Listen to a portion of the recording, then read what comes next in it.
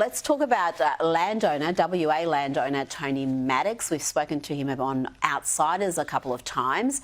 He's now been found guilty of breaching WA's Aboriginal heritage laws after he built a bridge over an offshoot of the Avon River on his own property, on his own land, replacing an old bridge that had fallen apart.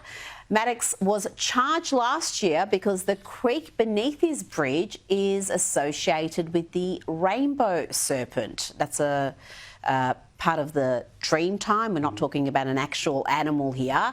He's now been fined $2,000, given a conviction, and has to also pay $5,000 in costs. Patrick, to me, this is... Wow.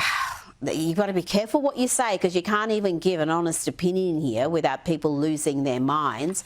But it seems astonishing to me, people who are happy to mock Christianity, happy to mock every major religion, they treat this as if it's almost beyond any criticism. Well, it's sacred, isn't it? I mean, no one's ever heard of it before. And this poor bloke, Tony Maddox, I mean, he's doing work on his own property to make it easier for him. You're talking about these imaginary sort of stories that have nothing to do with the ebb and flow of the creek itself. And now he's out $7,000 fighting. And the stress having this on your over you, having these sort of. We spoke to him last year, and I really do feel for people who get caught up in these sort of cases, because having the cost, the stress of a legal case like this, and he's now lost. So he's now got to consider, do I spend more money? Do I appeal it?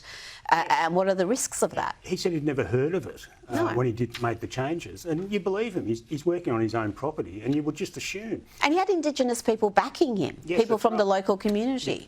Let's look at some alarming stats from the Australian Curriculum Assessment and Reporting Authority, showing that students' knowledge of how Australian democracy works has plummeted to a new low. Just 28% of Year 10 students met the standard for civics and citizenship. That's disturbingly low, Patrick. 1 in 4 isn't really good enough, given the amount of money we're spending in this sector. We seem to increase the spending in education, and the standards go the other way. Look, we are one of the best democracies in the world. It's better than America, I would argue. It's better than Europe. It's certainly better than any country in the Middle East apart from Israel. These kids should learn how it works and why it is so good and why it is so important. And the fact that they're not sort of learning it, I think it sort of goes to the loss of the Australian identity that we've seen in so many ways in the last couple of years. Australia, it's not a patriotic thing, but it's we need to understand why we are lucky and why we do it so well compared to the rest of the world. I can understand why they're not being taught that, because it could actually instill some pride in the country. And God, we can't have that as part of the curriculum, can we?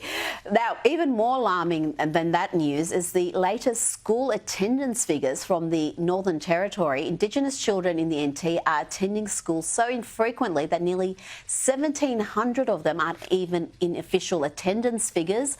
Let's hear from Sky News Northern Territory correspondent Matt Cunningham. In 2024, according to this latest data, it's 55.7%. Now, if you compare that to non-Indigenous students here in the NT, there has been a drop-off in that area as well, but it's only dropped from an 89.3% attendance in 2016 to 85% in 2024. And as we were talking about last week, the real numbers are actually significantly worse. There are more than 1,700 students in the Northern Territory, more than 1,600 of those are Indigenous, who are taken off the official roll because they attend school so infrequently. Patrick, there's so much focus on closing the gap, so much spending on closing the gap, but those figures tell a story, and it's a worrying story. We're not going to be closing the gap if attendance numbers are falling like that. And it's a Northern Territory story too. If you actually look at the Indigenous attendance rates for every other state and territory, they're 30% higher than the Northern Territory. Look, these are complicated issues. All the closing the gap issues are very complicated. I've been to these remote communities. I mean, you can pick out one symptom, as this is, and say, hang on, this is bad. There's a much wider sort of set of problems that go to it. But this is out of kilter with the rest of Australia. It's a Northern Territory problem. It is, and they've got a relatively new government. Let's see what they can do there. Meanwhile, in New South Wales, a mass exodus from state schools is underway as more parents opt to send their children to Catholic and private schools. Patrick, we're in a cost of living crisis, so this is significant news. People are going without, making huge sacrifices because obviously they see a problem with the state school system.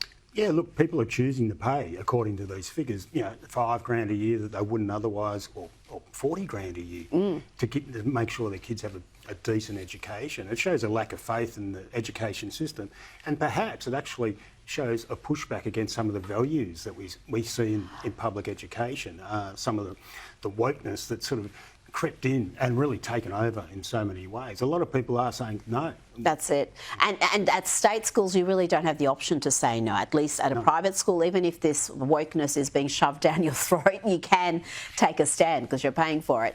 Now, tourism and cruise ship bosses have warned the Jacinta Allen government in Victoria that its 15% increase to port fees and the lack of upgrades to the hopelessly old and tired station pier is going to cause a max exodus from Melbourne by cruise ship operators. This is huge money. Herald Sun reports that the state is expected to lose millions in revenue as it braces for a 70% plunge in the number of ships that will use the city as a home port next season. This is just, again, more Victorian government, short-sighted taxes to try to raise some money because the state's in debt, it's broke. But in the long run, it's going to cost us money because people come on those cruise ships, they spend a day in the city and they spend up. Well, Melbourne doesn't have all the natural advantages of some of the other places that cruise ships stop. It has to have great infrastructure, and they haven't spent the money on Station Pier. They've jacked up the tax, as they've done on so many things in so many tricksy sort of ways in the last couple of years. It's just another symbol, and it's an important symbol. As you say, it's a lot of money. The Victorians are missing out on this money because of mismanagement of something that's pretty basic to begin with. We've got Port Phillip Bay. We do have the natural assets, but we're not utilising it. Patrick Carlyon, thank you so much for your time this evening. Thanks, Greg.